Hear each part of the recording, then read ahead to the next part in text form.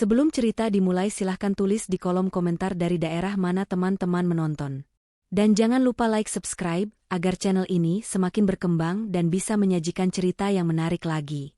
Pagi itu terasa sama seperti ratusan pagi lainnya, penuh dengan ketenangan yang kubangun bata demi bata.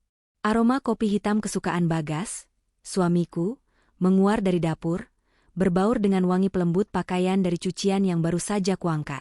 Aku duduk di meja makan, membalas beberapa email pekerjaan di laptopku, sementara jemari kakiku menikmati hangatnya lantai kayu di bawahnya. Hidupku terasa pas, seperti gaun yang dijahit khusus untukku. Karirku sebagai manajer pemasaran di sebuah perusahaan multinasional sedang menanjak, dan pernikahanku dengan Bagas terasa seperti sebuah pelabuhan yang aman. Bagas muncul dari dapur, membawa 2 cangkir. 1 untuknya, hitam dan pekat. 1 untukku, kopi susu dengan sedikit gula. Ia selalu ingat takarannya. Ia meletakkan cangkir di samping laptopku, lalu mengecup puncak kepalaku. Sebuah gestur kecil yang selalu berhasil membuatku tersenyum. Pagi, sayang. Sudah sibuk saja. Sapanya, suaranya sedikit serak khas bangun tidur. Pagi. Ada beberapa hal yang harus kuselesaikan sebelum rapat nanti siang. Jawabku, mataku masih terpaku pada layar. Ia menarik kursi di hadapanku, menyeruput kopinya perlahan. Aku suka saat-saat seperti ini. Kami tidak perlu banyak bicara, tapi kehadiran satu sama lain sudah cukup untuk mengisi seluruh ruangan. Kami adalah tim. Setidaknya, itulah yang selalu kuyakini. Ketenangan itu pecah oleh dering ponselku. Nama, Bude Lastri, tertera di layar. Aku sedikit mengernyit. Bude Lastri, kakak dari ibuku, jarang sekali menelepon kecuali ada sesuatu yang penting atau mendesak.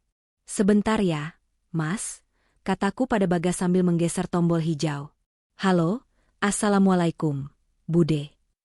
Waalaikumsalam, Enduk. Andini, apa kabarmu?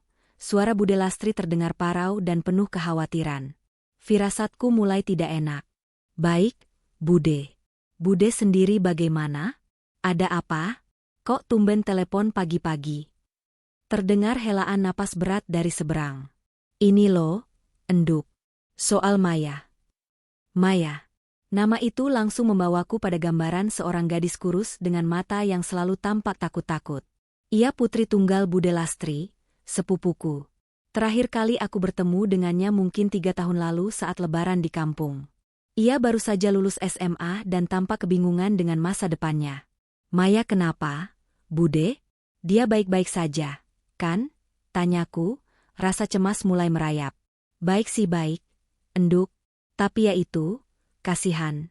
Sudah setahun ini menganggur di desa.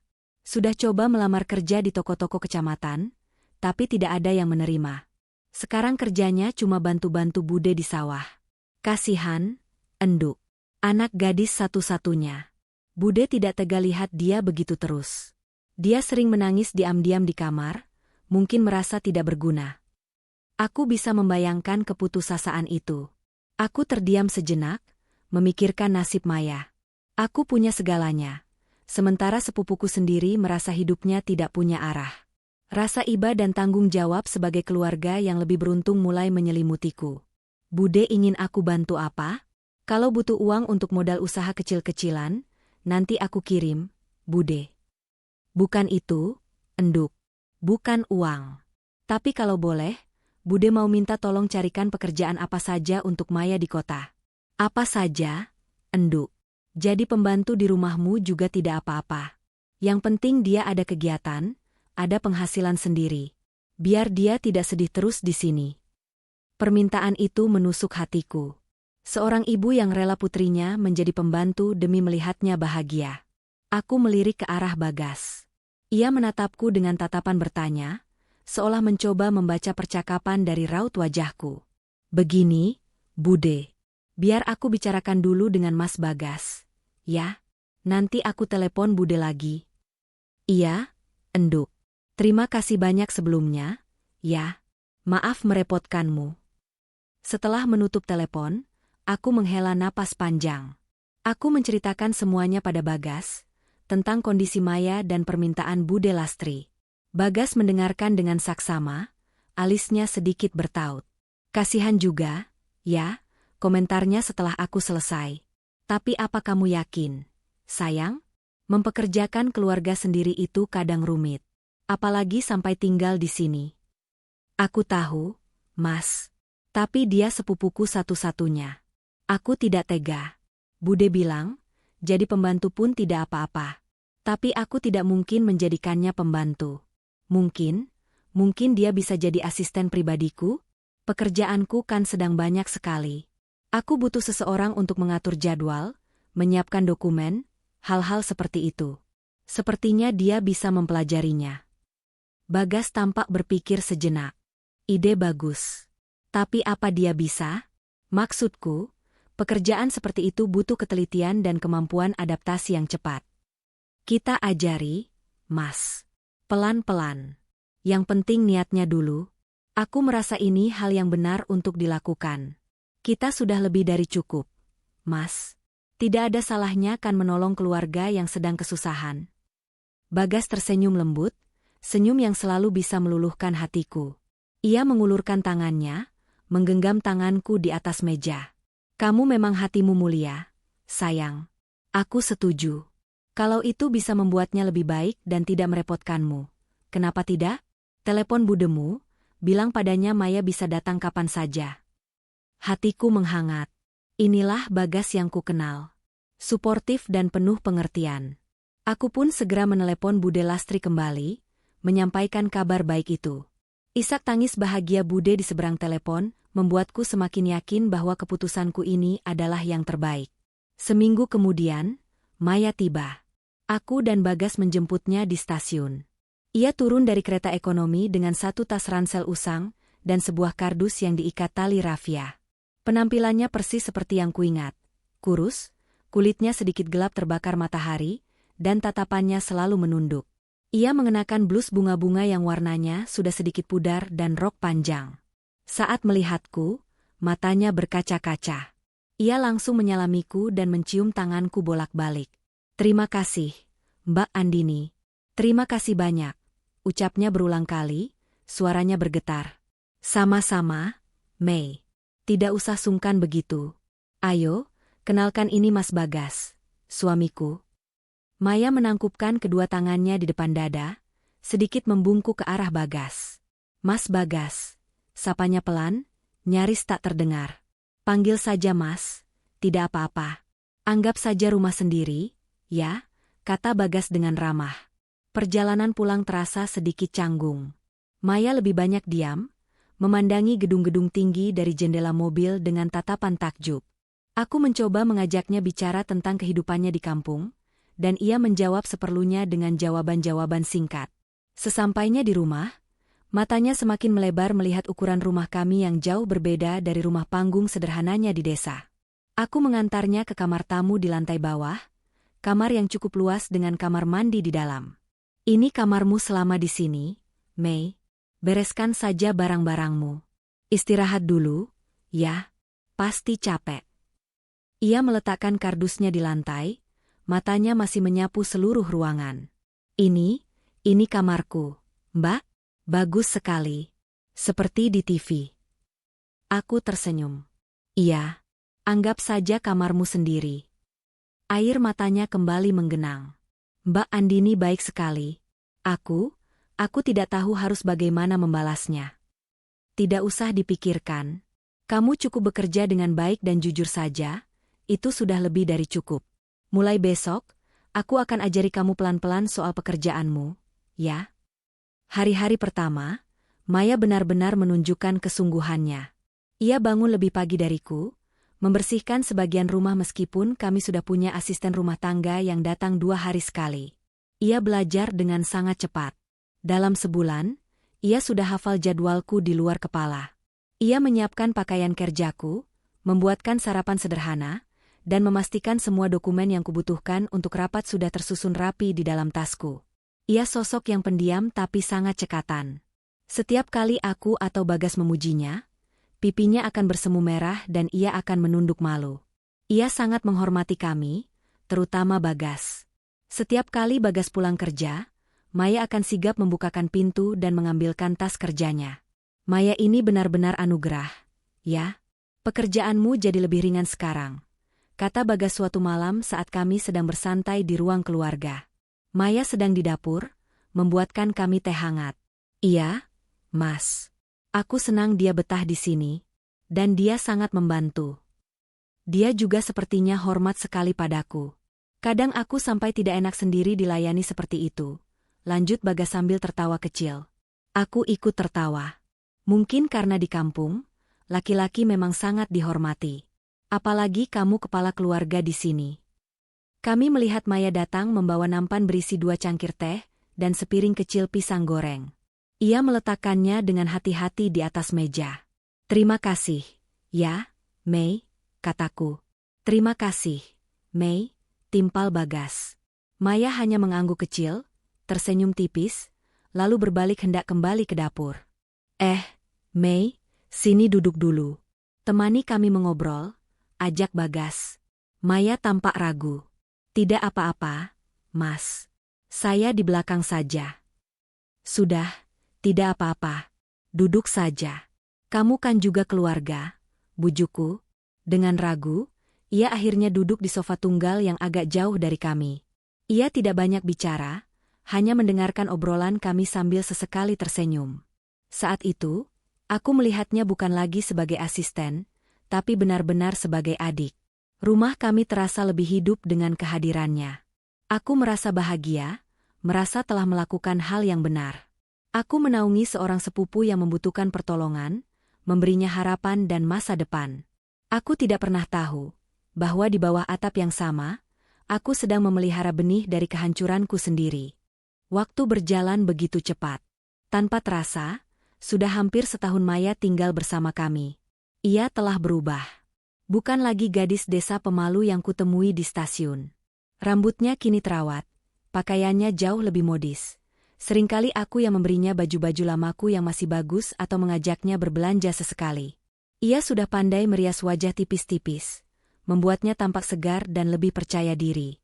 Pekerjaannya sebagai asistenku pun sangat memuaskan. Ia bukan hanya mengatur jadwalku, tapi juga sudah kupercaya untuk menangani beberapa komunikasi email dengan klien dan vendor. Ia cerdas dan cepat belajar. Aku bahkan sempat berpikir untuk menyekolahkannya lagi, mengambil kursus sekretaris atau manajemen bisnis agar kelak ia bisa punya karir yang lebih baik. Hubungan kami bertiga pun semakin erat. Maya sudah tidak secanggung dulu. Ia sering ikut tertawa saat aku dan Bagas bercanda. Ia tahu makanan kesukaan Bagas, tahu di mana harus meletakkan remote TV agar mudah ditemukan Bagas, bahkan tahu kapan harus membuatkan Bagas kopi tanpa diminta. Ia seperti sudah menjadi bagian tak terpisahkan dari rumah tangga kami. Mas Bagas itu suami idaman sekali, ya, Mbak. Perhatian, sabar, sukses pula. Mbak Andini beruntung sekali, katanya suatu sore saat kami sedang merapikan lemari pakaianku. Aku tersenyum mendengar pujian itu. Kamu juga nanti pasti dapat suami yang baik, Mei. Ia tertawa kecil. Ah, mana ada yang mau sama aku, Mbak. Orang kampung. Jangan berkata begitu. Kamu itu cantik, pintar, rajin. Laki-laki mana yang tidak mau? Hiburku. Ia hanya tersenyum simpul. Sebuah senyum yang saat itu kulihat sebagai senyum kerendahan hati. Suatu malam, di akhir pekan, ponsel Maya berdering saat kami sedang makan malam. Ia tampak sedikit terkejut melihat layar ponselnya, lalu segera meminta izin untuk mengangkat telepon di luar. Hal yang tidak biasa. Biasanya ia akan membiarkan saja panggilannya jika sedang bersama kami. Ia kembali beberapa menit kemudian dengan wajah yang pucat dan mata yang sembab. Mei, kamu kenapa? Tanyaku khawatir.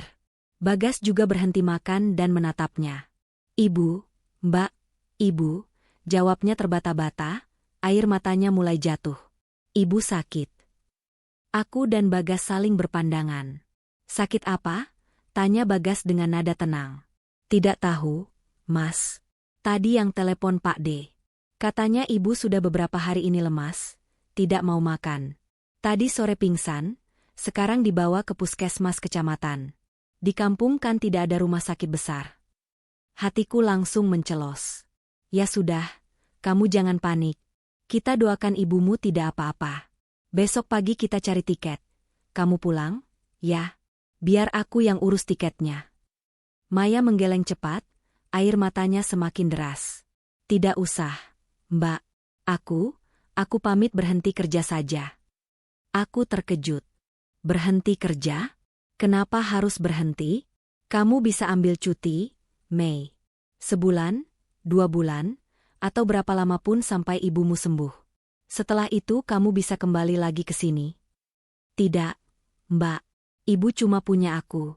Tidak ada yang akan merawatnya kalau bukan aku. Bapak kan sudah tidak ada. Aku harus di sana, di samping ibu. Aku tidak mungkin meninggalkan ibu sendirian. Ia terisak hebat, menutupi wajahnya dengan kedua tangan. Maafkan aku, Mbak. Aku sudah banyak merepotkan. Mbak Andini dan Mas Bagas sudah baik sekali padaku. Aku tidak akan pernah bisa membalasnya. Aku bangkit dari kursiku, menghampirinya dan memeluk bahunya. SSSTT, kamu tidak merepotkan sama sekali. Kami sudah menganggapmu seperti keluarga. Jangan bicara seperti itu. Tapi ini keputusanku, Mbak. Aku harus pulang. Demi ibu. Malam itu, suasana rumah terasa muram. Bagas mencoba menenangkannya, mengatakan bahwa semua biaya pengobatan ibunya akan ia tanggung. Kamu jangan khawatir soal uang, Mei. Fokus saja pada kesehatan ibumu. Biar Mas yang urus biayanya, kata Bagas sambil menepuk-nepuk punggung Maya dengan lembut, mencoba menenangkan. Aku melihat gestur itu sebagai bentuk dukungan seorang kakak kepada adiknya. Meskipun sudah kubujuk berkali-kali untuk hanya mengambil cuti, keputusan Maya sudah bulat. Ia ingin berhenti dan fokus merawat ibunya. Dengan berat hati, aku pun harus menerimanya. Aku tidak mungkin menahannya dalam situasi seperti ini. Keluarga adalah yang utama. Keesokan harinya, aku mengurus semua keperluannya. Aku mentransfer sejumlah uang yang lebih dari cukup ke rekeningnya, kuhitung sebagai pesangon dan tambahan untuk biaya pengobatan ibunya. Aku juga membelikannya beberapa potong baju baru dan oleh-oleh untuk dibawa pulang. Hari perpisahannya terasa sangat emosional. Ia memelukku erat sekali, menangis di bahuku. Jaga diri baik-baik ya, Mbak.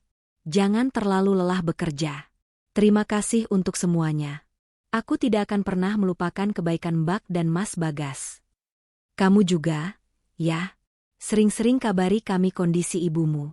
Kalau butuh apa-apa, jangan sungkan telepon. Balasku, suaraku ikut bergetar. Ia kemudian beralih pada Bagas, menangkupkan kedua tangannya. Mas Bagas, terima kasih banyak. Maaf kalau selama ini ada salah. Tidak ada yang perlu dimaafkan, Mei. Kamu sudah seperti adik kami sendiri. Hati-hati di jalan, ya, kata Bagas. Bagas yang mengantarnya ke stasiun, karena pagi itu aku ada rapat mendadak yang tidak bisa ditinggalkan. Aku hanya bisa melihat mobil mereka menjauh dari jendela kantorku, merasakan kehilangan yang aneh. Rumah pasti akan terasa sepi tanpanya. Beberapa minggu pertama setelah kepulangan Maya, komunikasi kami masih berjalan lancar. Ia rajin memberiku kabar melalui pesan singkat. Katanya, kondisi ibunya perlahan membaik setelah dirawat di rumah. Ia mengucapkan terima kasih berkali-kali karena uang yang kami berikan sangat membantu. Namun, memasuki bulan kedua, pesannya mulai jarang. Terkadang baru dibalas sehari setelah kukirim. Saat ku telepon, seringkali tidak diangkat. Kalaupun diangkat, suaranya terdengar terburu-buru. Maaf, Mbak. Di sini sinyalnya susah. Kadang naik turun, begitu alasannya suatu kali. Aku lagi di pasar, Mbak. Berisik. Nanti aku telepon lagi, ya, katanya di lain waktu, tapi telepon itu tak pernah datang. Aku mencoba mengerti. Mungkin ia benar-benar sibuk merawat ibunya dan mengurus rumah di kampung. Kehidupan desa pasti berbeda. Aku tidak ingin membebaninya dengan kekhawatiranku. Aku percaya padanya. Aku percaya pada cerita tentang ibunya yang sakit, pada alasan sinyal yang buruk, pada semua hal yang ia katakan. Bagas pun tampak sama percayanya. Setiap kali aku bercerita tentang sulitnya menghubungi Maya, ia hanya berkomentar, mungkin memang sibuk, sayang. Biarkan saja dulu, jangan diganggu. Yang penting kita tahu dia baik-baik saja. Rumah kami kembali seperti semula, hanya ada aku dan Bagas. Namun, ada sesuatu yang terasa berbeda. Ada kekosongan yang ditinggalkan Maya. Aku seringkali secara refleks memanggil namanya saat butuh sesuatu, sebelum akhirnya sadar ia sudah tak ada lagi. Aku tidak pernah menyangka, perpisahan yang penuh air mata itu hanyalah sebuah pertunjukan sandiwara yang dirancang dengan begitu sempurna. Pamitnya untuk pulang ke kampung halaman ternyata adalah pamit untuk memulai sebuah kehidupan baru. Kehidupan yang ia bangun di atas puing-puing kepercayaanku. Ia memang pulang, tapi bukan ke pelukan ibunya. Ia pulang ke pelukan suamiku. Bulan pertama tanpa Maya, rumah terasa lengang. Aku dan Bagas seolah harus belajar kembali menjadi pasangan yang hanya berdua. Awalnya terasa menyenangkan, seperti kembali ke masa-masa awal pernikahan kami. Kami lebih sering makan malam di luar, mencoba restoran-restoran baru yang sudah lama masuk dalam daftar kami. Kami menonton film sampai larut malam di akhir pekan, dengan aku yang menyandarkan kepala di bahunya dan ia yang mengelus rambutku. Aku pikir, ini adalah kesempatan bagi kami untuk kembali intim setelah setahun ada orang lain di antara kami. Namun, kehangatan itu tidak bertahan lama. Memasuki bulan kedua, dan berlanjut ke bulan-bulan berikutnya, aku mulai merasakan sebuah pergeseran. Sebuah retakan halus yang tak kasat mata, namun getarannya terasa sampai ke tulang. Semuanya dimulai dari hal-hal kecil. Bagas mulai sering pulang terlambat. Alasan yang selalu sama, lembur. Ada proyek baru, sayang. Targetnya ketat sekali. Katanya suatu malam lewat telepon, saat aku sudah menunggunya dengan meja makan yang penuh hidangan kesukaannya. Makan malam itu berakhir dengan aku yang menyantap semuanya sendirian, ditemani sunyi. Awalnya aku memakluminya. Aku tahu betul tekanan di dunia korporat. Aku sendiri sering merasakannya. Aku akan menyambutnya pulang jam 11 malam dengan senyum, memanaskan kembali makan malamnya, dan memijat pundaknya yang kaku. Jangan terlalu diforsir, Mas. Jaga kesehatan, nasihatku. Ia akan tersenyum lelah, berterima kasih, lalu segera tertidur pulas karena kelelahan. Tetapi frekuensinya semakin menjadi-jadi. Dari sekali seminggu, menjadi 3-4 kali seminggu. Akhir pekan yang biasanya menjadi milik kami pun mulai tergerus. Ada meeting mendadak dengan klien dari luar kota, atau harus ke kantor sebentar, ada data yang harus diperbaiki. Aku mulai merasa kesepian. Rumah yang besar ini terasa semakin hampa. Aku mencoba mengisi waktuku dengan bekerja lebih giat, mengambil kelas yoga, atau bertemu dengan teman-temanku. Namun setiap kali aku pulang ke rumah yang gelap dan kosong, rasa sepi itu kembali datang menikam. Lalu, ada masalah ponselnya. Bagas, yang dulu selalu meletakkan ponselnya sembarangan, kini seolah tak bisa lepas dari benda itu. Ponselnya selalu dalam mode senyap dan layarnya selalu menghadap ke bawah saat diletakkan di meja. Ia sering tersenyum-senyum sendiri saat menatap layarnya. Saat kutanya, ia akan menjawab, "Ini, grup kantor lagi lucu-lucuan." Suatu malam, saat ia sedang mandi, sebuah notifikasi muncul di layarnya yang menyala. Aku tidak sengaja melihatnya. Sebuah pesan singkat dengan nama kontak, Tono Marketing. Isinya hanya, "Sudah sampai. Kamu di mana?" Aku tidak berpikir macam-macam. Mungkin memang temannya. Tapi hatiku terasa sedikit aneh. Setahuku, Tono Marketing adalah pria paruhbaya yang galak. Rasanya ganjil ia mengirim pesan seperti itu. Puncaknya adalah ketika aku mendapati ponselnya kini terkunci dengan kata sandi. Padahal selama bertahun-tahun menikah, kami tidak pernah punya rahasia soal itu. "Mas, kok ponselmu sekarang pakai password?" Tanyaku sesantai mungkin suatu pagi, mencoba menyembunyikan nada curiga. Ia yang sedang mengikat dasi tampak sedikit terkejut, tapi dengan cepat menguasai diri. "Oh, ini peraturan baru dari kantor, sayang. Ada banyak data klien yang sensitif. Bagian IT menyarankan semua ponsel staf senior harus diproteksi untuk keamanan data perusahaan." Alasannya terdengar sangat masuk akal. Logis. Aku merasa bodoh karena sempat berpikiran negatif. Oh, begitu. Baguslah kalau untuk keamanan. Aku memaksakan senyum dan membantunya merapikan kerah kemejanya, mencoba mengusir jauh-jauh rasa curiga yang sempat hinggap. Aku tidak boleh begini. Aku harus percaya pada suamiku. Keretakan selanjutnya muncul dari wilayah yang paling sensitif, keuangan. Kami memiliki rekening bersama untuk keperluan rumah tangga dan tabungan masa depan. Aku yang jarang sekali mengecek rincian transaksinya, karena aku percaya penuh pada Bagas yang mengelolanya. Suatu hari, saat aku sedang membayar tagihan kartu kredit, mataku menangkap beberapa transaksi yang aneh di laporan rekening bersama kami beberapa minggu terakhir.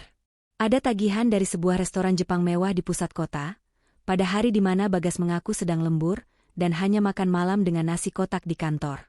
Ada juga tagihan dari sebuah toko perlengkapan bayi premium. Yang ini benar-benar membuat keningku berkerut dalam. Malamnya, aku menanyakannya pada Bagas. Mas, tanggal 15 kemarin, kamu makan di restoran Okinawa? Bukannya kamu lembur? Ia tampak berpikir sejenak. Oh, iya. Itu traktiran dari bos. Sayang. Ada klien besar yang deal. Kami semua diajak makan di sana. Aku lupa cerita, ya? Maaf, saking capeknya. Lagi-lagi, alasan yang masuk akal. Lalu ini, ada transaksi di Modercare? Jumlahnya lumayan besar. Kamu beli apa, Mas? Kali ini raut wajahnya berubah sedikit tegang, tapi hanya sekilas. Ah, itu. Aku hampir lupa. Si Rudi, teman divisiku, istrinya kan baru melahirkan. Kami teman-teman satu divisi patungan untuk beli kado. Aku yang talangi dulu pakai kartu kita. Nanti mereka ganti, kok. Aku terdiam. Rudi. Aku seperti pernah mendengar nama itu. Oh, syukurlah. Kukira ada apa. Kamu ini, memangnya aku mau beli perlengkapan bayi untuk siapa lagi? Katanya sambil tertawa, lalu mencubit pipiku. Kita saja belum punya. Kalimat terakhirnya terasa seperti tamparan. Kami memang sudah beberapa tahun mencoba untuk memiliki anak, tapi belum berhasil. Mendengar ia mengatakannya dengan begitu enteng, entah kenapa terasa sedikit menyakitkan. Tapi aku lagi-lagi mengubur perasaan itu. Aku tidak boleh terlalu sensitif. Keanehan terbesar terjadi sekitar sebulan yang lalu. Aku melihat ada penarikan dana dalam jumlah yang sangat besar dari rekening investasi kami. Ratusan juta rupiah. Kali ini aku benar-benar panik. Aku langsung menelepon Bagas. Mas, uang di rekening investasi kita ditarik? Ada apa? Tanyaku dengan suara bergetar. Dari seberang telepon, aku bisa mendengar ia terkekeh pelan. Tenang, sayang, tenang. Jangan panik begitu. Memang aku yang tarik. Aku lupa memberitahumu, ada peluang investasi properti yang bagus sekali. Temanku menawarkan 1 unit apartemen di bawah harga pasar. Lokasinya strategis. Prospeknya bagus sekali untuk disewakan atau dijual lagi nanti. Ini kesempatan langka, jadi aku langsung ambil saja. Apartemen? Mas, kenapa tidak diskusi dulu denganku? Itu uang yang besar sekali. Ini mendadak. Sayang, kalau tidak cepat, bisa diambil orang lain. Aku kan melakukannya untuk masa depan kita juga. Anggap saja ini kejutan. Nanti kalau semuanya sudah beres, aku ajak kamu lihat unitnya. Kamu pasti suka. Argumennya lagi-lagi berhasil membungkamku. Ia membuatnya seolah-olah semua itu demi kebaikan kami berdua. Ia sedang membangun masa depan untuk kami. Dan aku, yang selalu mengagumi visi bisnisnya, akhirnya luluh. Aku merasa bersalah karena telah meragukannya. Dialah suamiku, partner hidupku. Untuk apa ia membohongiku? Malam itu, aku berbaring di tempat tidur sambil memandangi wajahnya yang tertidur lelap. Aku mengamati setiap detail wajahnya yang begitu kukenal. Aku menyentuh alisnya, hidungnya, bibirnya. Inikah wajah seorang pembohong? Tidak mungkin. Semua kejanggalan itu pasti hanya ada di kepalaku. Aku yang terlalu lelah. Aku yang terlalu banyak berpikir. Aku merindukan Maya dan kehadirannya yang membuat rumah ramai. Aku merindukan perhatian penuh Bagas. Mungkin aku hanya sedang merasa insecure. Aku memeluknya erat, menghirup aroma tubuhnya yang familiar. Aku berjanji pada diriku sendiri untuk berhenti curiga. Aku akan membuang semua pikiran buruk itu. Aku akan percaya pada suamiku 100%. Seperti seharusnya seorang istri. Retakan itu, kuputuskan untuk kutambal sendiri dengan plester tebal bernama kepercayaan buta. Aku tidak tahu bahwa di bawah plester itu, fondasi rumah tanggaku sudah hancur lebur. Hari itu cuaca Jakarta terasa sangat menyengat. Pendingin di dalam mobilku seolah bekerja setengah hati melawan panasnya aspal yang menguap. Aku memutuskan pulang dari kantor lebih awal. Kepalaku pening. Pekerjaan terasa menumpuk tanpa akhir, dan aku hanya ingin segera sampai di rumah, berendam air hangat, dan mungkin memesan makanan kesukaanku. Aku mengirim pesan singkat pada Bagas, memberitahunya aku pulang cepat, tapi pesan itu hanya centang satu. Mungkin ia sedang rapat, pikirku. Aku mengambil rute yang sedikit berbeda dari biasanya, mencoba menghindari kemacetan parah di jalan utama. Jalur alternatif ini membawaku melewati sebuah kawasan baru yang sedang berkembang pesat, dipenuhi kafe-kafe trendy dan beberapa gedung apartemen mewah yang menjulang angkuh.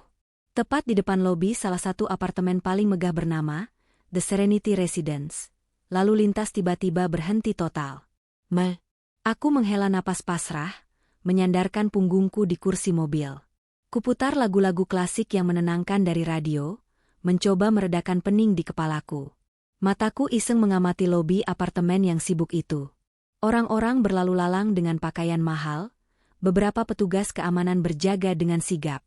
Ini pasti salah satu apartemen yang harganya selangit, batinku. Lalu, sebuah mobil berhenti tepat di depan pintu lobi utama, sedikit di depan mobilku. Sebuah SUV perak metalik. Aku mengenali mobil itu. Sangat mengenalinya. Itu mobil baru yang dibeli Bagas 3 bulan lalu. Katanya untuk keperluan operasional kantor, agar ia tidak perlu memakai mobil kami untuk bertemu klien. Hatiku sedikit berdebar. Kebetulan sekali. Sedang apa Bagas di sini? Bertemu klien di apartemen ini? Mungkin saja. Aku tersenyum kecil, merasa lucu dengan kebetulan ini. Aku bahkan sempat berpikir untuk turun dan mengejutkannya, tapi urung karena lalu lintas bisa saja bergerak kapan saja. Aku terus mengamati. Pintu di sisi penumpang terbuka. Sesosok wanita melangkah keluar. Gerakannya pelan dan hati-hati. Ia mengenakan gaun hamil berwarna biru lembut yang tampak mahal, yang membalut perutnya yang buncit dengan pas. Ia menenteng sebuah tas tangan bermerek yang harganya mungkin setara dengan gajiku sebulan. Rambutnya yang hitam legam tergerai indah, wajahnya dipoles riasan yang natural namun sempurna. Ia tampak bersinar. Jantungku berhenti berdetak selama sepersekian detik. Aku mengenali sosok itu. Meskipun penampilannya berubah 180 derajat, aku tidak mungkin salah. Rambut itu, senyum tipis itu, postur tubuh itu. Maya. Mulutku sedikit terbuka, tapi tidak ada suara yang keluar. Napasku tercekat di tenggorokan. Apa yang dilakukan Maya di sini? Dengan penampilan seperti itu? Dan, hamil? Hamil besar? Bukankah seharusnya ia berada di kampung, merawat ibunya yang sakit? Kepalaku dipenuhi ribuan pertanyaan yang saling bertabrakan. Mungkin aku salah lihat. Mungkin hanya orang yang mirip. Ya, pasti hanya mirip. Tapi kemudian, pintu di sisi pengemudi terbuka. Seorang pria keluar. Pria itu mengenakan kemeja lengan panjang yang digulung sampai siku dan celana bahan. Pria itu adalah suamiku, Bagas.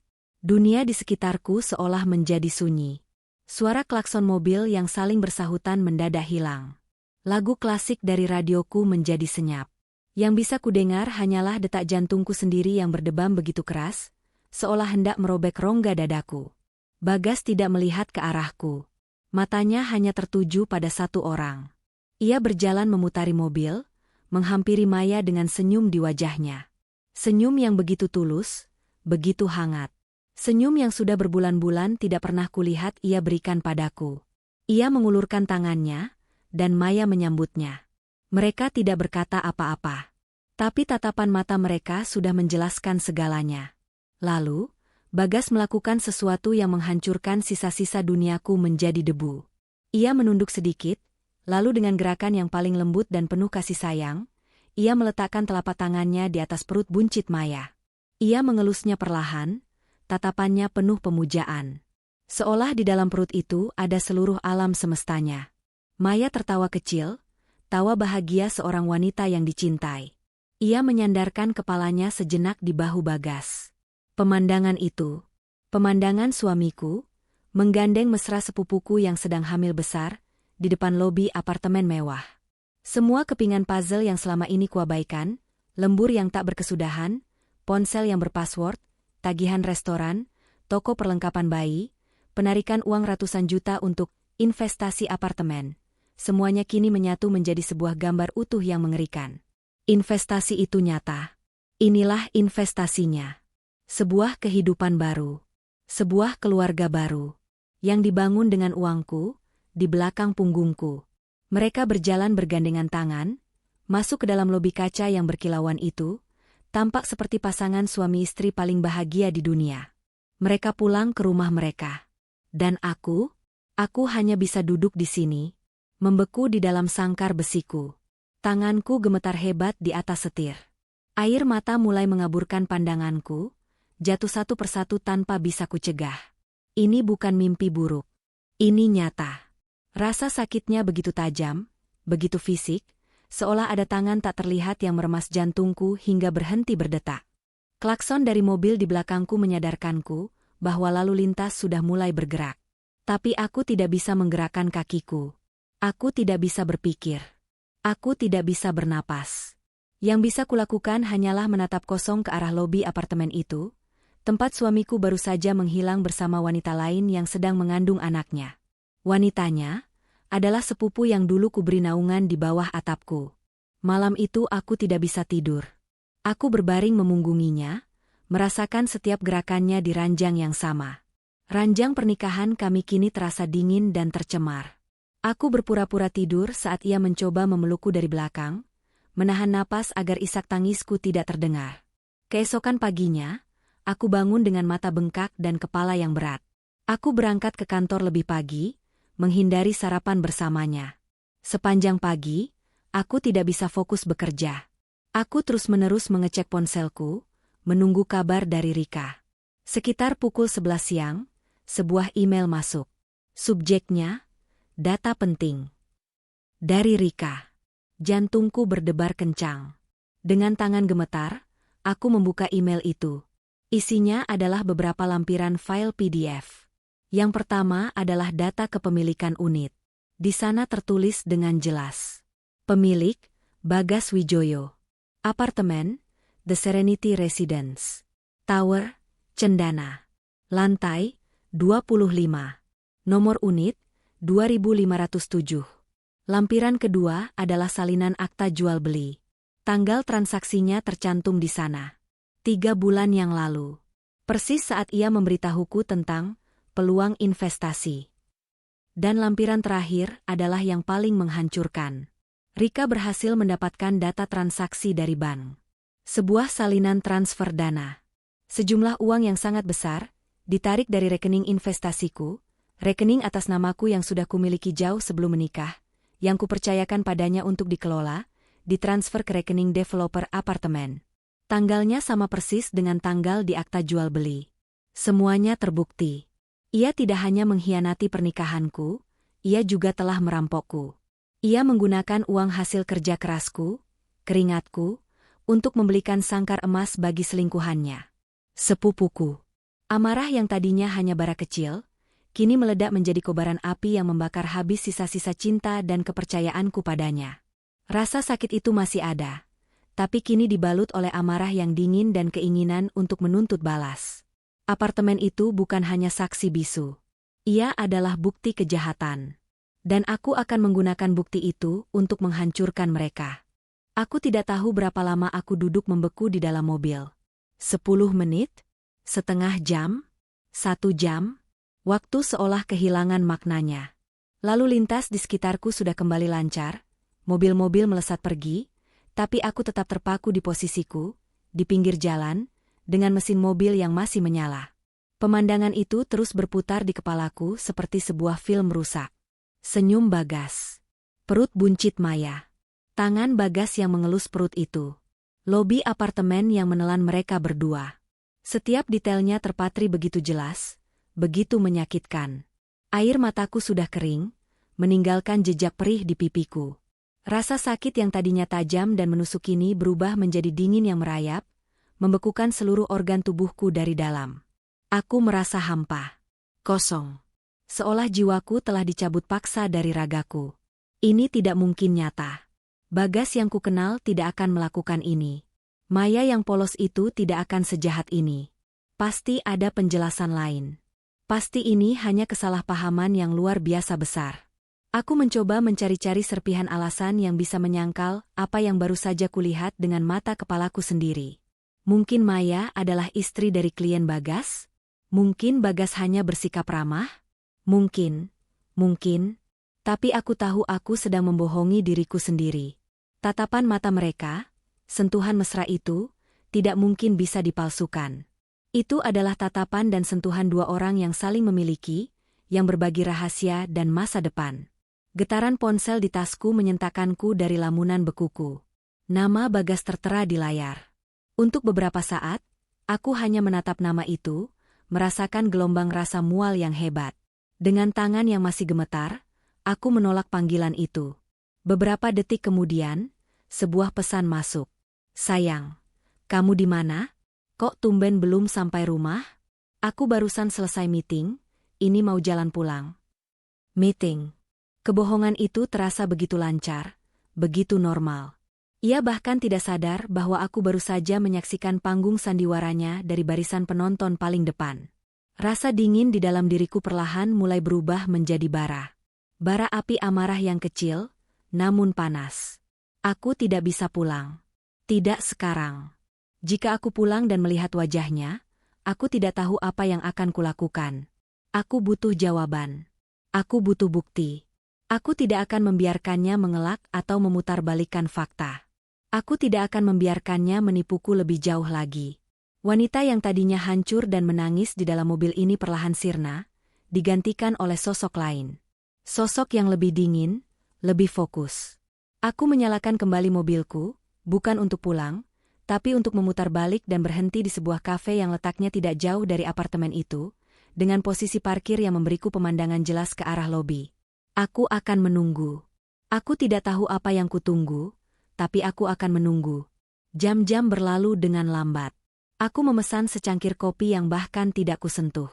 Mataku tak pernah lepas dari pintu lobi, The Serenity Residence. Bagas mengirimiku beberapa pesan lagi, bertanya aku di mana, kenapa teleponnya tidak diangkat. Aku mengabaikan semuanya. Ponselku kumatikan. Biarkan dia cemas. Biarkan dia merasakan sedikit saja dari kegelisahan yang kini mencabik-cabikku. Sekitar pukul 8 malam, aku melihatnya. Bagas keluar dari lobi sendirian. Ia tampak menelepon seseorang sambil berjalan cepat menuju tempat parkir. Beberapa menit kemudian, SUV perak itu keluar dari gedung apartemen dan melesat pergi, mungkin menuju rumah kami. Menuju kebohongan selanjutnya. Ia tidak bersama Maya. Itu artinya, Maya tinggal di sana. Di apartemen itu. Apartemen saksi bisu dari pengkhianatan mereka. Sekarang apa? Apa yang harus kulakukan? Aku tidak bisa begitu saja masuk dan menanyakannya pada resepsionis. Aku butuh cara lain. Seketika, aku teringat pada Rika. Sahabatku sejak kuliah. Rika bekerja sebagai seorang notaris dan pat. Dunianya adalah surat-surat, akta, dan sertifikat properti. Jaringannya luas. Jika ada orang yang bisa membantuku, dialah orangnya. Aku menyalakan kembali ponselku dan langsung meneleponnya. "Halo, Din? Tumben telepon malam-mal?" "Rick, aku butuh bantuanmu." Potongku langsung, suaraku terdengar serak dan aneh di telingaku sendiri. Terjadi jeda sejenak di seberang. Rika pasti bisa merasakan ada yang tidak beres. "Kamu kenapa, Din? Suaramu? Kamu baik-baik saja? Kamu lagi di mana?" Aku akan cerita nanti. Tapi aku butuh bantuanmu sekarang. Ini sangat penting. Kamu bisa cari tahu data kepemilikan unit di sebuah apartemen. Apartemen mana?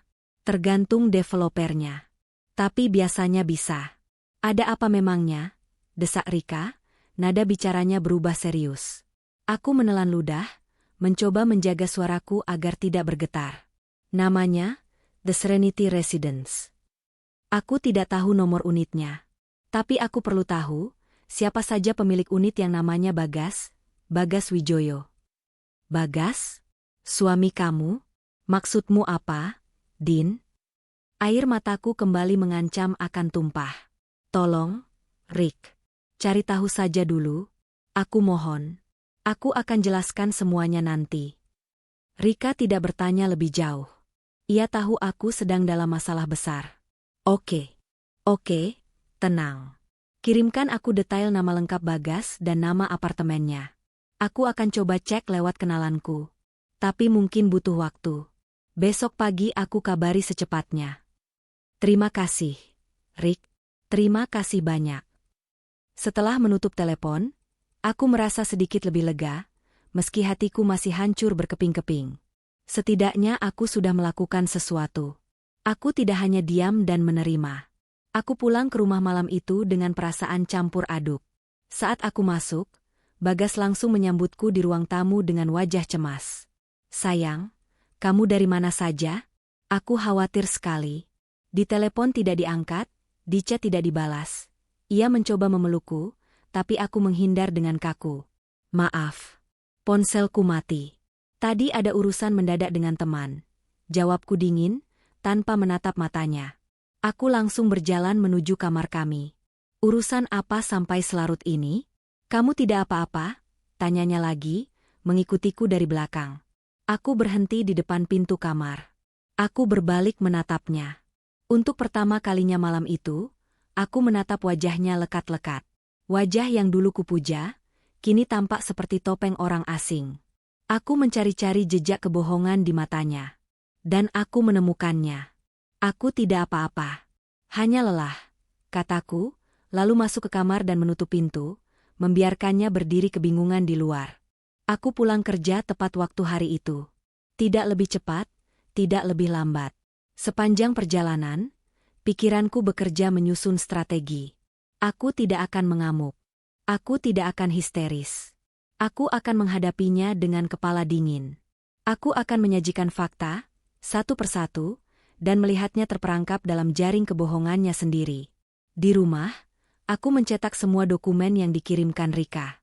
Akta jual beli, bukti kepemilikan atas nama Bagas, dan bukti transfer dana dari rekeningku. Aku menyusunnya rapi di atas meja kopi di ruang keluarga, seperti seorang jaksa menyiapkan bukti untuk persidangan. Aku meletakkannya terbalik, menunggu saat yang tepat untuk membukanya. Lalu, aku menunggu. Rumah terasa begitu sunyi. Suara detak jam dinding di ruang makan terdengar begitu keras, seolah menghitung mundur menuju momen kehancuran. Aku duduk di sofa, menatap pintu depan dengan tatapan kosong. Aku tidak merasa gugup. Aku tidak merasa takut. Yang kurasakan hanyalah kekosongan yang dingin dan sebuah ketenangan yang menakutkan. Aku sudah melewati batas rasa sakit. Sekitar pukul 8 malam, aku mendengar suara mobilnya memasuki garasi.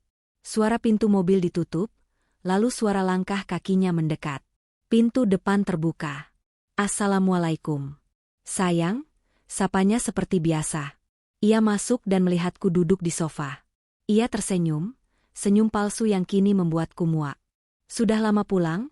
Tanyanya sambil meletakkan tas kerjanya dan melonggarkan dasinya. Sudah, jawabku singkat. Suaraku terdengar datar. Ia berjalan menghampiriku, hendak mengecup keningku seperti rutinitasnya setiap hari. Aku memalingkan wajahku. Ia berhenti, senyumnya memudar. Ia pasti merasakan atmosfer aneh di ruangan ini. Kamu kenapa? Dari kemarin sepertinya aneh. Kita ada masalah? Tanyanya, mencoba memasang wajah prihatin. Aku menatapnya lurus-lurus.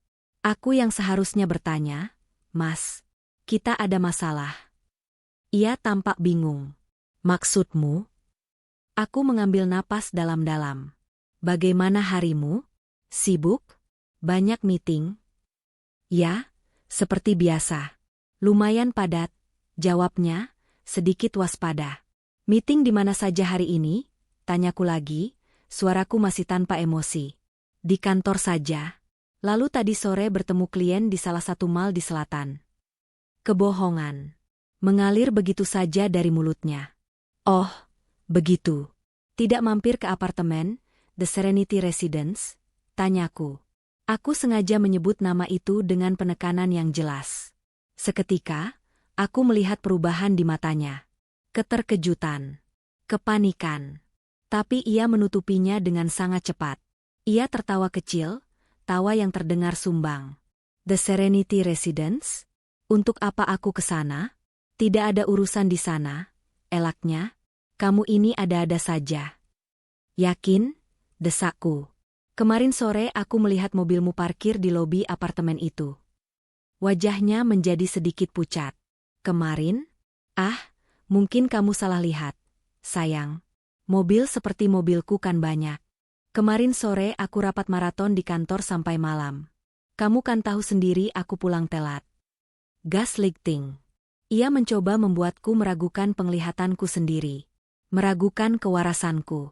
Tapi aku sudah siap. Aku tidak salah lihat. Mas, aku juga tidak salah lihat siapa yang keluar dari mobil itu. Kamu. Dan seorang wanita hamil. Yang ternyata adalah sepupuku sendiri, Maya. Hening. Keheningan yang begitu pekat sampai aku bisa mendengar deru napasku sendiri. Wajah Bagas berubah dari pucat menjadi merah padam. Bukan karena malu, tapi karena marah. Marah karena tertangkap basah. Sekarang kamu mulai menuduh yang tidak-tidak, ya? Kamu memata-matai aku? Kamu sudah tidak percaya lagi padaku? Suaranya mulai meninggi. Ia mencoba membalikan keadaan, membuatku merasa bersalah. Aku tidak terpancing. Dengan gerakan lambat, aku membalikan tumpukan kertas di atas meja. Aku mendorongnya ke arahnya. Aku tidak perlu memata-matai. Aku punya bukti. Matanya melirik kertas-kertas itu. Ia melihat namanya tertera di sertifikat kepemilikan. Ia melihat tanggal transaksi di akta jual beli. Ia melihat aliran dana dari rekeningku. Jaring itu sudah terpasang. Dan ia sudah terperangkap di dalamnya. Ia terdiam untuk waktu yang lama. Napasnya memburu. Ia tidak lagi menatapku. Ia hanya menatap kertas-kertas itu, bukti pengkhianatannya yang tak terbantahkan. Jadi, kamu sudah tahu, desisnya pelan, bukan sebuah pertanyaan, tapi sebuah pernyataan. Kenapa, Mas? Tanyaku, dan kali ini suaraku bergetar. Rasa sakit itu kembali muncul, merobek ketenanganku. Kenapa kamu lakukan ini padaku? Kenapa harus Maya? Ia akhirnya mengangkat wajahnya. Tidak ada penyesalan di matanya. Yang ada hanya kilat amarah dan kelelahan. Seolah ia lelah harus terus berpura-pura. Karena aku lelah, Andini, bentaknya. Topeng suami baik hatinya telah pecah berkeping-keping. Aku lelah denganmu. Kamu terlalu sibuk dengan karirmu, dengan duniamu sendiri. Kamu pulang kerja membawa sisa-sisa pekerjaanmu. Kamu tidak pernah benar-benar ada untukku. Omong kosong apa ini? Isakku tak tertahan. Aku bekerja keras juga untuk kita. Untuk masa depan kita. Masa depan kita yang mana? Yang bahkan tidak bisa memberiku seorang anak. Kata-kata itu adalah belati paling tajam. Menusuk tepat di lukaku yang paling dalam. Aku terhuyung mundur seolah benar-benar ditampar. Air mataku mengalir deras. Maya memberiku semua yang tidak pernah kamu berikan. Lanjutnya dengan kejam. Dia memberiku perhatian. Dia mengurusku. Dan dia akan memberiku seorang anak. Anakku. Di tengah puncak pertengkaran kami, ponselnya yang tergeletak di meja bergetar hebat. Layarnya menyala. Sebuah nama muncul di sana, di samping ikon hati berwarna merah. Malaikatku. Aku tahu siapa itu. Bagas ragu sejenak. Ia menatapku, lalu menatap ponselnya. Seolah menimbang-nimbang. Kemudian, dengan gerakan yang seolah menantangku, ia mengangkat panggilan itu. Ia bahkan menyalakan loudspeakernya. Halo, sayang. Kenapa? Suara manja Maya terdengar dari seberang. Suara yang sama yang dulu selalu memanggilku, Mbak, dengan penuh hormat. Ada apa? Tanya Bagas, suaranya langsung melunak. Nada bicaranya berubah total. Kamu kok belum pulang? Aku sendirian. Dedek bayi dari tadi nendang-nendang terus. Kayaknya nyariin papanya, deh. Papa. Kata itu menggema di ruangan yang sunyi, menghantam sisa-sisa hatiku hingga menjadi serpihan paling kecil. Bagas menatapku dengan tatapan dingin, seolah ingin menunjukkan inilah kehidupannya yang sebenarnya. Inilah prioritasnya. Iya, sayang. Ini aku mau jalan. Tadi ada urusan sebentar. Kamu tunggu, ya. Jangan lupa minum susunya. Iya, papanya Dedek. Hati-hati di jalan, ya. I love you. Love you too. Panggilan itu berakhir. Bagas meletakkan kembali ponselnya. Ia menatapku, seolah menungguku berteriak atau mengamuk. Tapi aku tidak melakukannya. Air mataku berhenti mengalir. Aku merasa kosong. Benar-benar kosong. Cintaku padanya telah mati dalam sekejap, terbunuh oleh panggilan telepon berdurasi 30 detik itu. Aku menatapnya, bukan lagi sebagai suamiku, tapi sebagai orang asing yang menjijikkan.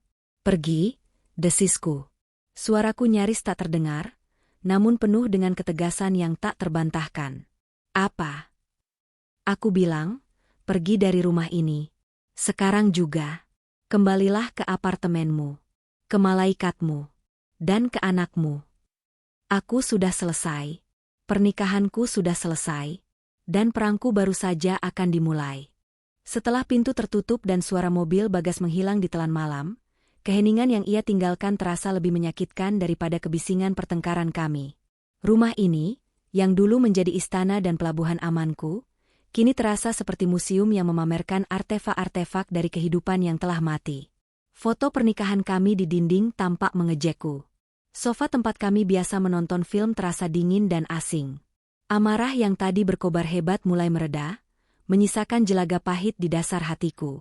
Aku duduk terdiam di sofa selama berjam-jam, membiarkan kegelapan menyelimutiku. Pikiranku tidak lagi kacau. Sebaliknya, ia menjadi jernih dengan cara yang menakutkan. Ada satu hal lagi yang harus kulakukan. Satu benang kusut terakhir yang harus kuurai. Aku tidak bisa membiarkan cerita ini berakhir hanya dengan versinya. Aku harus mendengar langsung dari mulutnya. Dari mulut Maya. Aku tidak tahu jam berapa saat itu ketika aku bangkit, mengambil kunci mobilku, dan berjalan keluar dari rumah tanpa berganti pakaian. Aku menyetir dalam diam, membelah jalanan kota yang mulai lengang. Tujuanku hanya satu, The Serenity Residence. Kali ini aku tidak lagi merasa gemetar. Aku tidak lagi merasa sakit. Yang ada hanyalah sebuah kekosongan yang dingin, dan sebuah tujuan yang jelas. Aku tidak akan mengamuk. Aku hanya butuh konfirmasi. Aku butuh melihat wajahnya saat ia mengucapkan kebenarannya, tanpa topeng kepolosan yang selama ini ia kenakan.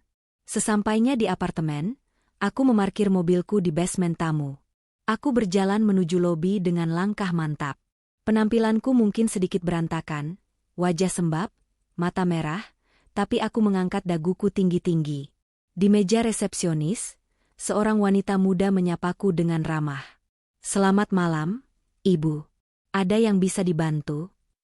"Saya mau ke unit 2507, menemui keluarga saya," kataku datar. Aku sengaja menggunakan kata keluarga, dan ironi dari kata itu terasa seperti empedu di mulutku. Resepsionis itu tersenyum. "Atas nama Bapak Bagas Wijoyo?" "Betul," jawabku. Hatiku sedikit mencelos mendengar betapa mudahnya nama itu meluncur dari bibirnya, betapa resmi statusnya di sini. "Baik, Ibu. Silakan." Ia membukakan gerbang akses untukku. Lift membawaku naik ke lantai 25 dalam keheningan yang memekakan telinga. Setiap angka lantai yang terlewati terasa seperti hitungan mundur. Saat pintu lift terbuka di lantai 25, aku melangkah keluar menuju koridor berkarpet tebal yang senyap. Aku menemukan unit 2507 di ujung lorong. Sebuah pintu kayu yang tampak kokoh dan mahal. Rumah mereka. Aku berdiri di depan pintu itu sejenak, mengambil napas dalam-dalam. Lalu, aku menekan bel. Beberapa saat kemudian, aku mendengar suara langkah kaki mendekat. Pintu terbuka. Di sanalah ia berdiri. Maya. Ia mengenakan daster satin yang longgar, memperlihatkan perutnya yang membuncit dengan jelas. Rambutnya digelung asal. Di wajahnya yang tanpa riasan, ia tampak terkejut melihatku. Sangat terkejut. "Mbak Andini?" Suaranya terdengar seperti bisikan, penuh ketidakpercayaan. Ada kilat panik di matanya. Aku tidak menjawab. Aku hanya menatapnya, dari ujung rambut sampai ujung kaki. Aku menatap perutnya. "Anak suamiku. Sedang apa Mbak di sini malam-malam?" tanyanya lagi, suaranya sedikit bergetar. Ia mencoba tersenyum, senyum canggung yang gagal total. Menurutmu? Jawabku dingin. Boleh aku masuk? Atau kita akan bicara di depan pintu ini? Ia tampak ragu, melirik ke belakang seolah takut ada orang lain di dalam. Lalu dengan enggan ia membuka pintunya lebih lebar, mempersilakanku masuk. Aku melangkah ke dalam apartemen itu. Apartemen yang dibeli dengan uangku. Interiornya modern dan mewah, dengan perabotan serba baru yang harganya pasti tidak murah. Ada foto besar di dinding ruang tamu. Foto Bagas yang sedang tersenyum sambil memeluk Maya dari belakang, kedua tangan mereka bertumpu di perut buncit itu. Foto keluarga bahagia. Rasa mual kembali menyerangku, tapi aku menahannya. Aku berbalik menghadap Maya, yang kini berdiri canggung di dekat pintu. Jadi, ini kampung halaman barumu? Tanyaku, memulai percakapan. Ia menunduk, tidak berani menatap mataku. Mbak, maafkan aku. Ini semua tidak seperti yang Mbak pikirkan. Aku tertawa. Tawa kering tanpa humor. Tidak seperti yang kupikirkan? Lalu seperti apa?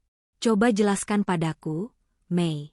Jelaskan bagaimana kamu, yang pamit pulang untuk merawat ibumu yang sakit, bisa berakhir di apartemen mewah ini dengan keadaan hamil besar. Jelaskan padaku. Ia terdiam. Air matanya mulai menggenang. Ia mulai memainkan kartu andalannya, menjadi korban. Aku tidak bermaksud, Mbak. Mas Bagas, dia yang... Stop, potongku tajam. Jangan sebut namanya. Dan jangan coba-coba menyalahkannya sendirian. Dibutuhkan 2 orang untuk menari tango. Aku mau dengar dari versimu. Air matanya mulai jatuh. Aku hilaf, Mbak. Aku minta maaf. Hilaf? Aku melangkah mendekatinya. Apakah hilaf saat kamu sengaja membuatkan kopi kesukaan suamiku setiap pagi?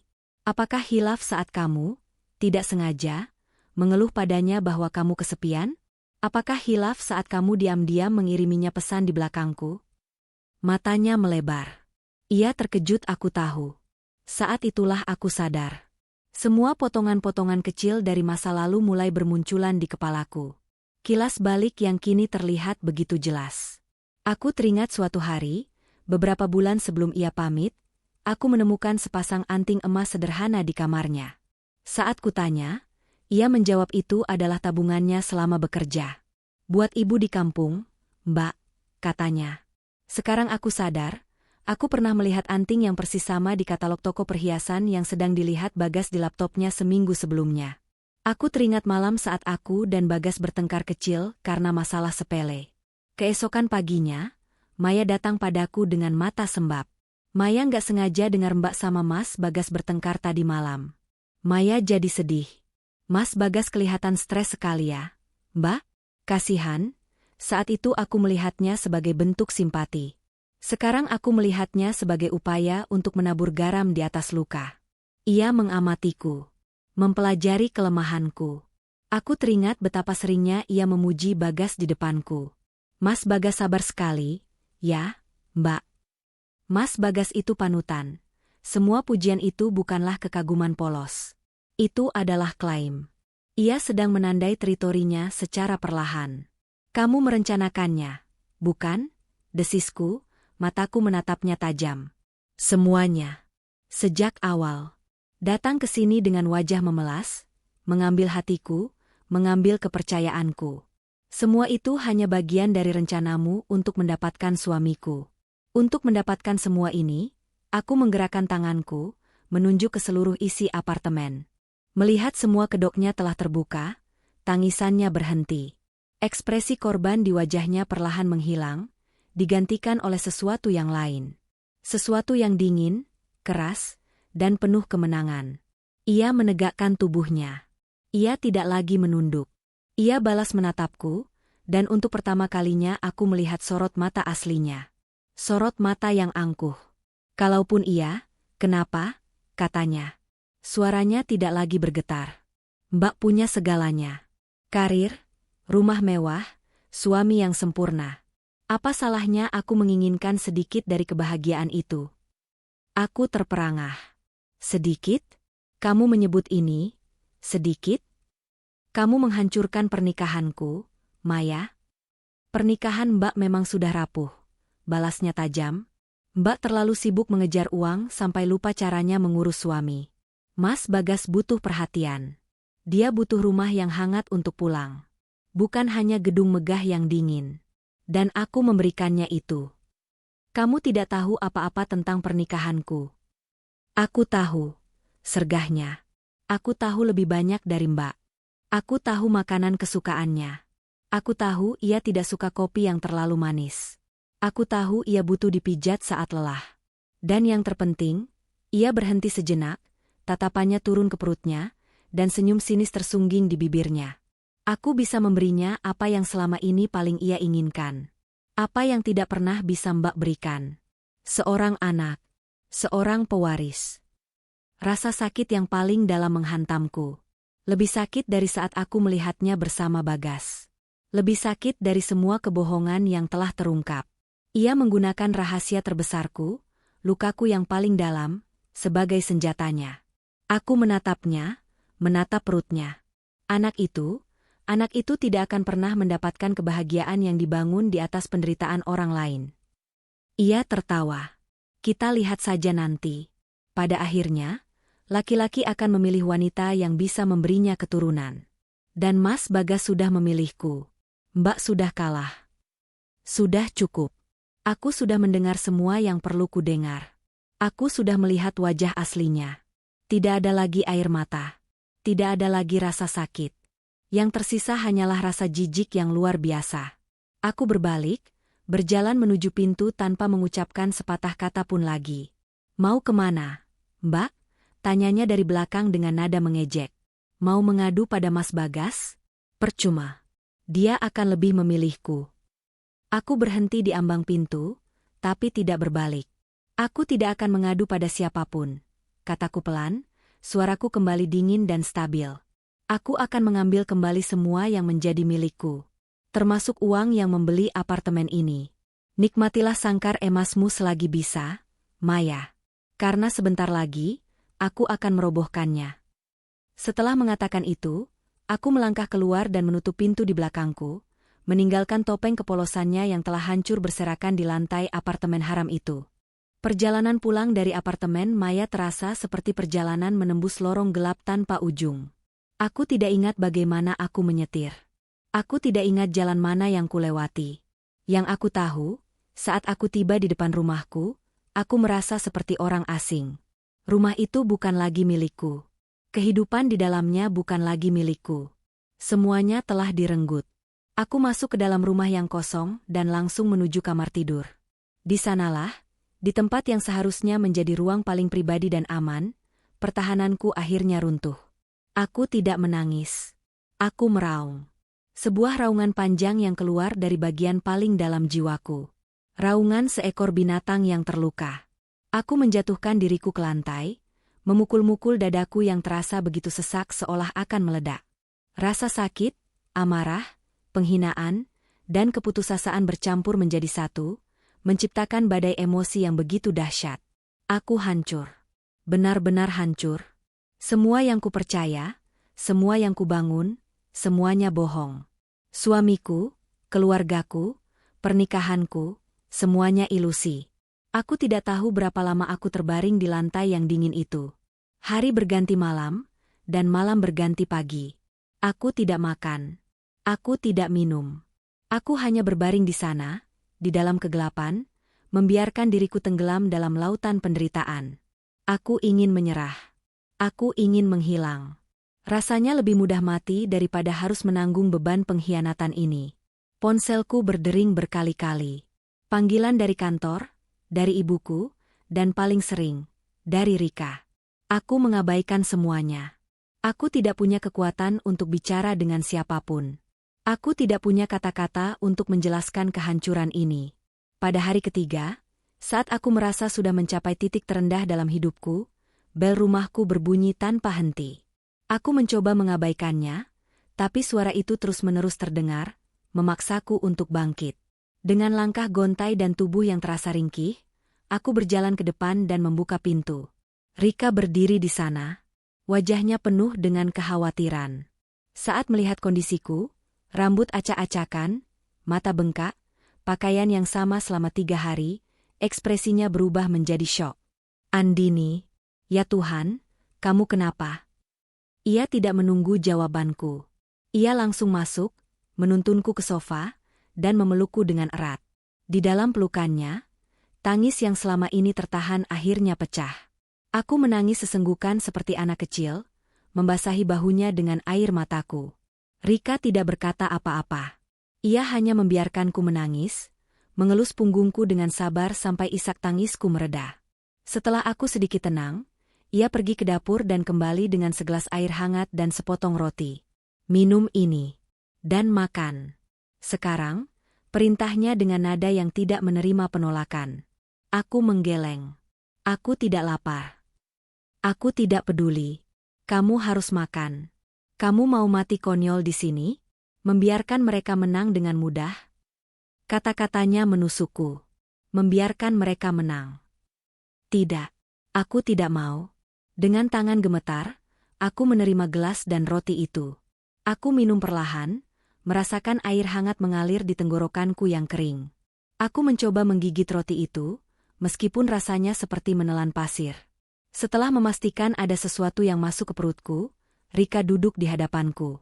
Sekarang, ceritakan semuanya. Dari awal, katanya lembut. Dan aku pun bercerita. Semuanya. Tentang pemandangan di depan apartemen. Tentang konfrontasiku dengan Bagas. Tentang kata-katanya yang kejam. Tentang pertemuanku dengan Maya, dan bagaimana ia menggunakan rahasiaku untuk menyakitiku. Aku mengeluarkan semua racun yang selama ini mengendap di hatiku. Rika mendengarkan tanpa menyela. Wajahnya mengeras karena amarah saat aku bercerita, tapi ia tetap diam sampai aku selesai. Setelah aku menyelesaikan ceritaku, ia menghela napas panjang. Bajingan. Mereka berdua benar-benar iblis, desisnya. Lalu, apa rencanamu sekarang? Aku tidak tahu, Rick. Aku tidak punya apa-apa lagi. Aku hancur. Omong kosong, balas Rika tegas. Kamu tidak hancur. Kamu hanya terluka. Dan kamu tidak sendirian. Ada aku di sini. Dengarkan aku, Andini. Kamu boleh bersedih. Kamu boleh marah. Kamu boleh menangis sampai air matamu habis.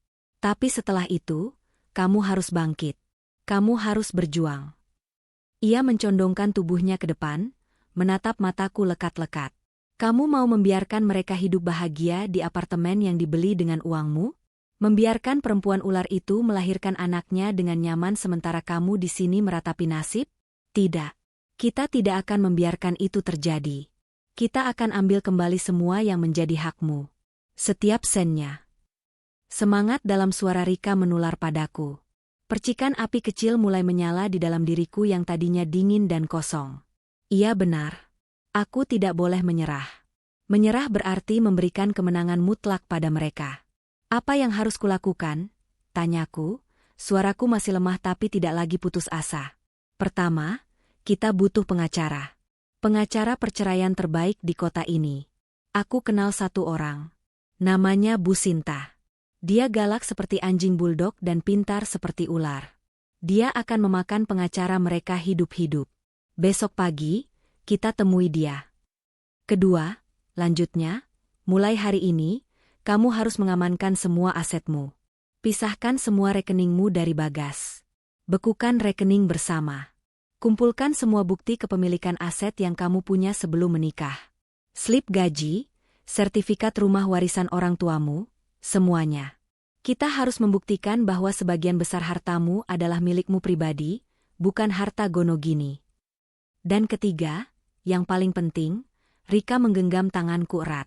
Kamu harus kuat. Ini akan menjadi pertarungan yang panjang dan melelahkan. Mereka akan mencoba menjatuhkan mentalmu. Tapi kamu harus ingat, kamu adalah korban di sini. Dan kamu berhak mendapatkan keadilan. Malam itu, untuk pertama kalinya setelah 3 hari, aku bisa mandi. Aku makan malam, meskipun hanya sedikit. Rika menginap di rumahku, menemaniku. Kami menghabiskan malam bukan dengan menangis, tapi dengan menyusun rencana. Kami mengumpulkan semua dokumen keuangan yang bisa kutemukan, menyusunnya dalam sebuah map tebal. Keesokan paginya, aku menatap bayanganku di cermin. Mataku masih bengkak, wajahku pucat. Tapi ada sesuatu yang berbeda di tatapanku. Tidak ada lagi keputusasaan. Yang ada adalah sebuah tekad yang dingin dan membaja. Aku bukan lagi Andini yang naif dan penuh percaya. Pengkhianatan itu telah membunuh sisi diriku yang itu. Aku adalah Andini yang baru. Seorang wanita yang telah dipaksa turun ke neraka, dan kini kembali dengan membawa api. Saat aku dan Rika berjalan memasuki kantor pengacara Bu Sinta, aku merasa seperti seorang prajurit yang akan maju ke medan perang. Aku mungkin terluka, tapi aku tidak terkalahkan. Aku akan mengumpulkan puing-puing kekuatanku, dan dari puing-puing itu, aku akan membangun kembali hidupku. Dan aku akan memastikan, mereka yang telah menghancurkanku, akan membayar setiap air mata yang telah kutumpahkan. Pertemuan pertama di kantor Bu Sinta, pengacaraku, terasa seperti persiapan strategi perang. Bu Sinta, seorang wanita berusia 50-an dengan kacamata berbingkai tegas dan tatapan setajam elang, mempelajari semua dokumen yang kubawa dengan saksama. Ia tidak banyak bicara, hanya sesekali mengangguk atau menggarisbawahi sesuatu dengan pena merahnya. Bukti penggelapan dananya sangat kuat, katanya setelah selesai, suaranya tenang namun penuh keyakinan. Dia menggunakan akses yang kamu berikan sebagai suami untuk menyalahgunakan aset pribadimu, aset yang kamu miliki sebelum menikah, untuk kepentingan selingkuhannya. Ini bukan sekadar masalah harta gono gini, ini sudah masuk ranah penipuan. Mendengar kata-kata Bu Sinta, aku merasa secercah harapan. Jadi, aku bisa mendapatkan uangku kembali. Kita akan menuntut lebih dari itu, jawabnya dengan senyum tipis yang dingin. Kita akan memastikan dia tidak mendapatkan apa-apa selain penyesalan. Bersiaplah, Andini. Ini akan menjadi proses yang kotor. Mereka akan mencoba menyerang karaktermu. Dan benar saja, kotor adalah kata yang terlalu sopan untuk menggambarkan apa yang terjadi selanjutnya. Setelah surat gugatan cerai resmi kulayangkan, pihak Bagas merespons dengan keras. Pengacaranya, seorang pria licin yang terlalu banyak tersenyum, mengajukan tuntutan balasan. Mereka menuntut pembagian harta Gonogini 50%, termasuk rumah yang kami tinggali, mobil, dan semua investasi yang ada. Argumen mereka adalah bahwa selama pernikahan, Bagas juga turut andil dalam kesuksesanku dengan memberikan dukungan moral sebagai suami. Mereka bahkan berani mengklaim bahwa pembelian apartemen itu adalah keputusan investasi bersama yang telah disetujui secara lisan. Sebuah kebohongan yang begitu terang-terangan. Puncak dari drama mereka adalah saat sesi mediasi pertama. Kami duduk berhadapan di sebuah ruangan steril di kantor pengadilan agama, dipisahkan oleh sebuah meja panjang dan seorang mediator paruh baya. Aku datang bersama Bu Sinta. Bagas datang bersama pengacaranya. Ia tidak berani menatap mataku. Pandangannya selalu dialihkan ke lantai atau ke pengacaranya. Ia tampak lebih kurus, dan ada lingkaran hitam di bawah matanya. Klien kami, Bapak Bagas, hanya ingin apa yang menjadi haknya. Mulai pengacaranya dengan suara yang dibuat-buat agar terdengar simpatik. Selain itu, ada pertimbangan moral yang lebih besar di sini. Ada seorang anak yang akan segera lahir. Anak ini adalah darah daging Bapak Bagas, dan ia berhak mendapatkan jaminan hidup yang layak. Ibu Andini, sebagai seorang wanita, tentunya bisa memahami hal ini. Aku merasakan darahku mendidih. Mereka menggunakan bayi yang belum lahir itu sebagai tameng, sebagai senjata untuk memeras emosiku. Aku melirik Bu Sinta, yang memberiku isyarat untuk tetap tenang. Jaminan hidup yang layak seharusnya dipikirkan oleh Bapak Bagas sebelum ia berselingkuh dan menggunakan uang klien saya secara ilegal, balas Bu Sinta dengan tajam. Mari kita luruskan faktanya. Apartemen itu dibeli menggunakan dana dari rekening pribadi Ibu Andini, yang sumbernya jelas-jelas berasal dari aset sebelum pernikahan. Ini bukan investasi bersama. Ini adalah pencurian. Pengacara Bagas tertawa kecil. Pencurian adalah kata yang sangat kasar, Bu Sinta. Mereka adalah suami istri. Dalam pernikahan, apa yang menjadi milik istri juga menjadi milik suami, begitu pula sebaliknya. Itu adalah esensi dari sebuah ikatan. Esensi sebuah ikatan adalah kepercayaan dan kejujuran, yang jelas-jelas telah dilanggar oleh klien Anda. Tukas Bu Sinta, meletakkan salinan bukti transfer di atas meja. Angka-angka ini tidak berbohong. Ratusan juta rupiah dari rekening pribadi klien saya ditransfer untuk membeli properti atas nama klien Anda, yang kemudian ditinggali oleh selingkuhannya. Jika ini dibawa ke ranah pidana, klien Anda bisa dijerat pasal penggelapan. Ancaman itu telak. Aku bisa melihat Bagas menelan ludah. Wajahnya yang tadinya angkuh kini menegang.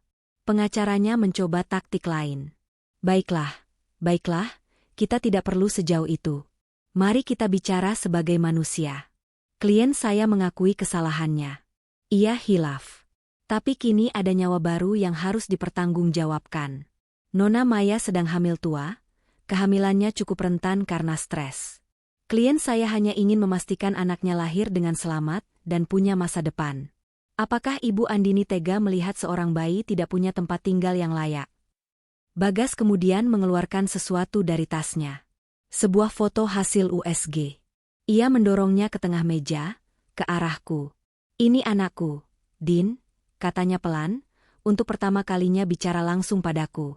Dia tidak bersalah. Melihat foto hitam putih itu, hatiku terasa seperti diremas. Bayi itu memang tidak bersalah. Tapi ia dijadikan pion dalam permainan kotor ayahnya. Aku teringat kata-kata kejam Bagas, teringat wajah angkuh Maya. Rasa sakit itu kembali, tapi kali ini bercampur dengan amarah yang memberiku kekuatan. Aku menatap lurus ke mata Bagas. Saat kamu memutuskan untuk berkhianat dan menipu, saat itu juga kamu yang mempertaruhkan masa depan anakmu, bukan aku. Jangan pernah gunakan anak itu untuk memeras rasa ibaku. Bu Sinta tersenyum puas. Mediasi hari itu berakhir buntu. Proses perceraian berjalan berlarut-larut selama berbulan-bulan. Setiap sesi persidangan terasa seperti medan pertempuran. Pihak Bagas terus-menerus mencoba melukiskanku sebagai istri yang gagal, wanita karir dingin yang menelantarkan suami dan tidak bisa memberinya keturunan. Mereka membawa saksi-saksi palsu, mencoba memutarbalikkan fakta.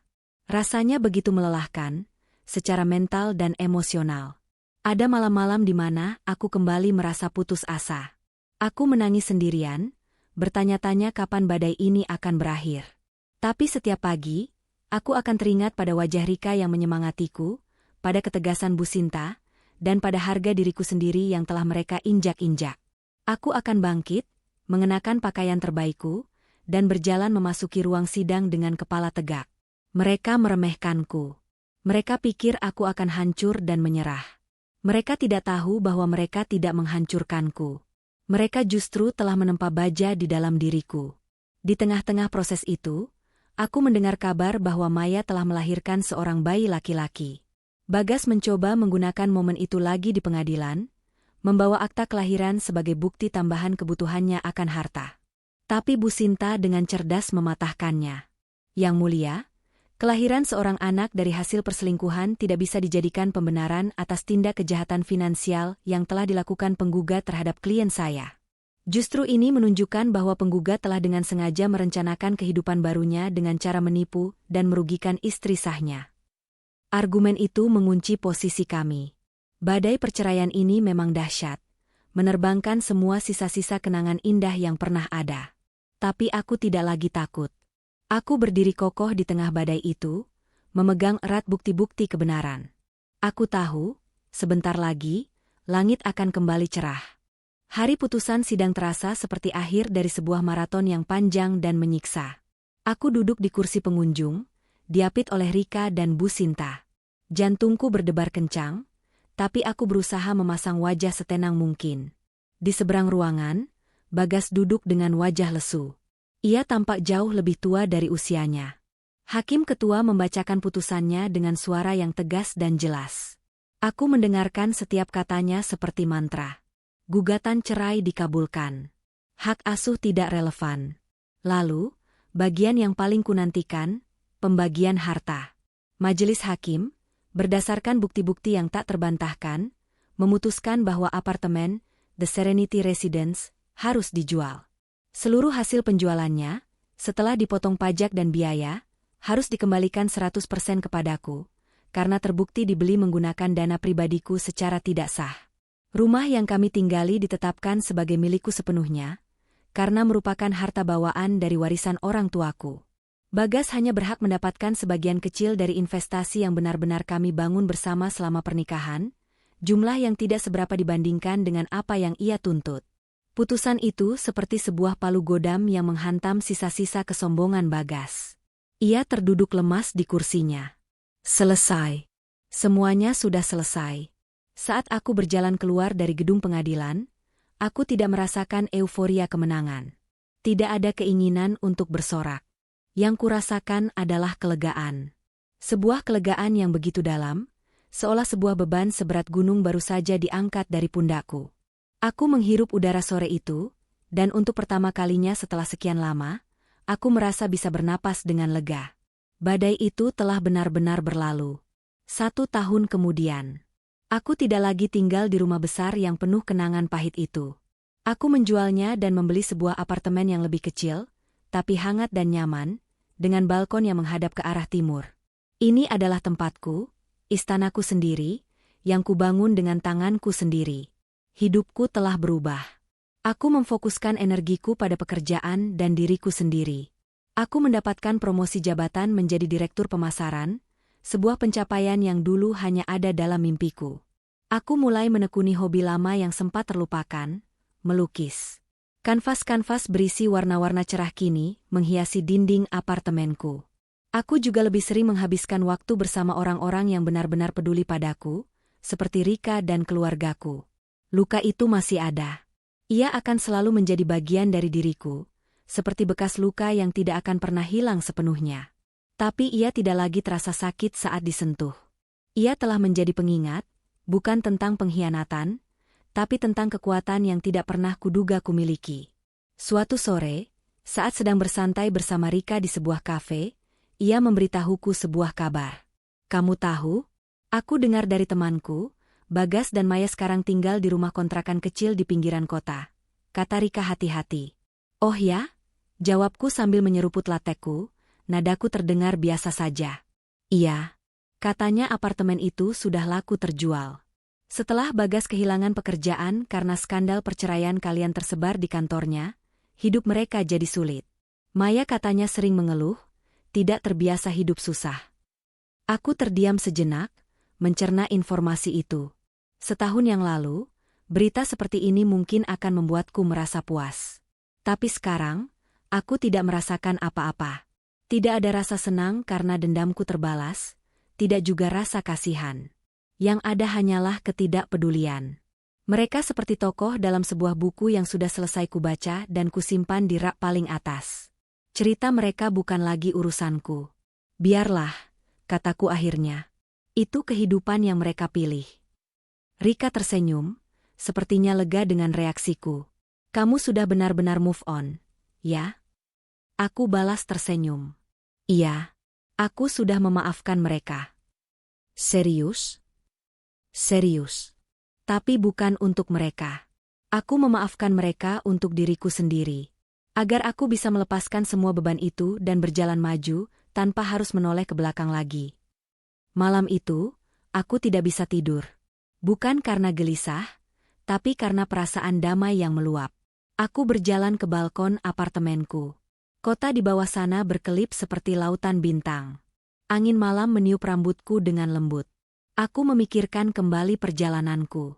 Dari seorang istri yang naif, menjadi wanita yang hancur lebur, lalu menjadi pejuang yang tangguh, dan kini, menjadi diriku sendiri yang utuh.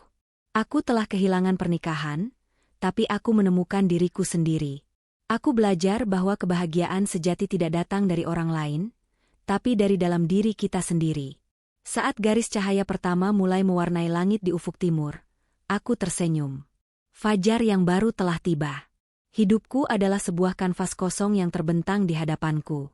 Dan aku siap untuk melukisnya dengan warna-warnaku sendiri, warna-warna yang lebih cerah dan lebih indah dari sebelumnya. Aku bebas. Dan aku bahagia.